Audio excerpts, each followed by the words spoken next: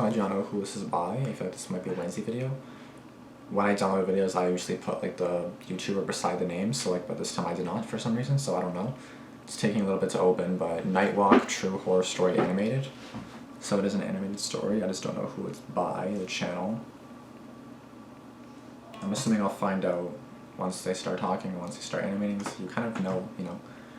Yeah, this is not that long at all, so Nightwalk. So like, I mean, I don't like these stories because like I like this specific one because like I walk home at nighttime sometimes, home from work at 10 or 11 p.m. and I'm kind of like, you know, like I don't really want to, but I mean, you know, let's go. Let's just see what happens. Quacktail. Okay, so Quack. It's by Quacktails. I think this was like suggested by YouTube or something. This one was based on a true story. Oh, even better.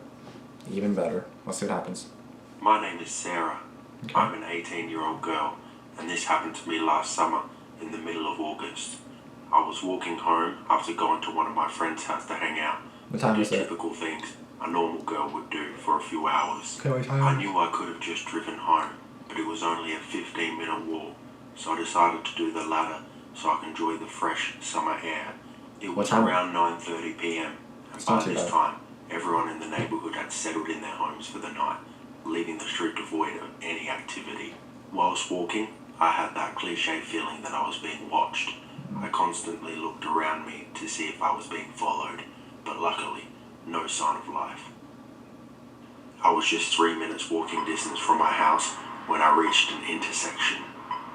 I pushed the button and waited for the light to turn green, and then I proceeded to cross the road.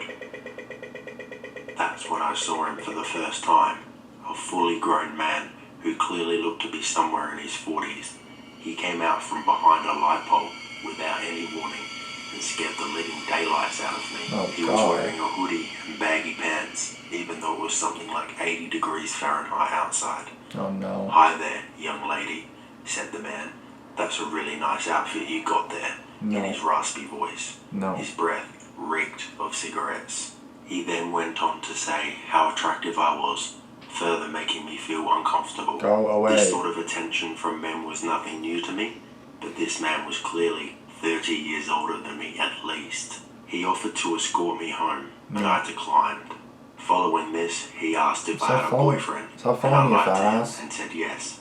I can tell he was starting to lose his cool just by his voice. Most likely, as a desperate last-ditch effort to win me over, he cut right to the chase and straight up asked me if I wanted to go out on a date with him.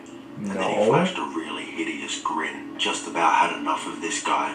I clenched my fist, told him in his face that I'm not interested, and turned to leave. But he grabbed me by the shoulders and tried to drag me away to only God knows where. During the struggle, I saw a white van with the windows tinted and the license plate suspiciously covered in duct tape. I thought those were the final moments of my life right then and there. I tried so hard not to cry as I practically was on the verge of tears. I managed to work up the courage to fight back and kicked him as hard as I could on his shin. Believe it or not, it worked. He yelled in pain. Yeah, bitch, fall over. Stumbled backwards to the ground whilst clutching his shin, and thankfully, he let go of me. I booked it out of there. Took a slight detour route to my house, just in case he decided to follow me. I dared not to look behind me the whole way back. When I got home, I didn't call the cops for some reason, nor did I tell anyone else about it. Not even my own family. Probably because I was still traumatized at what had just happened.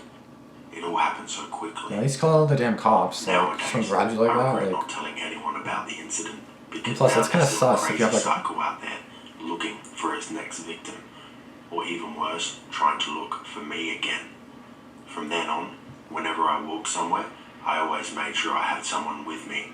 Never did I walk alone again, especially at night.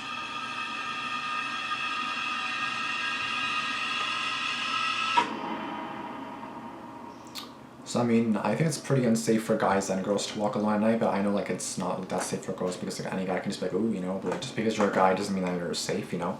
So it's like me, I even try to be careful when I'm walking at night at 10, 11 p.m. I call someone on the phone just so I can talk to someone just because, you know, I feel a little bit safer because if someone tries to come up behind me, I'm on the phone, obviously if I yell, they'll obviously see something's going on and then or hear something's going on, right? And especially if I'm on a video call, you know?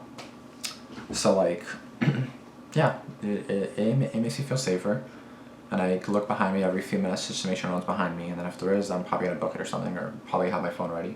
There was only one time I really had to have my keypad open to like be ready to like call the police if I had to, but I didn't need to, so it was okay. And plus that was like in the daytime on the way to work, like 1 or 2 p.m., so it wasn't bad. But that's gonna be it for this video. Again, I don't think this is like a suggestion at all. I think this was just like suggested by YouTube, so I was like, sure, why not? So Quack Tales, I think this was. I don't know if I reacted to them before, but YouTube suggested it, so I was like, okay. So that's gonna be it for this video. Thank you guys for watching. Be sure to comment any suggestions you have down below, and I'll see you guys in the next one. Peace out.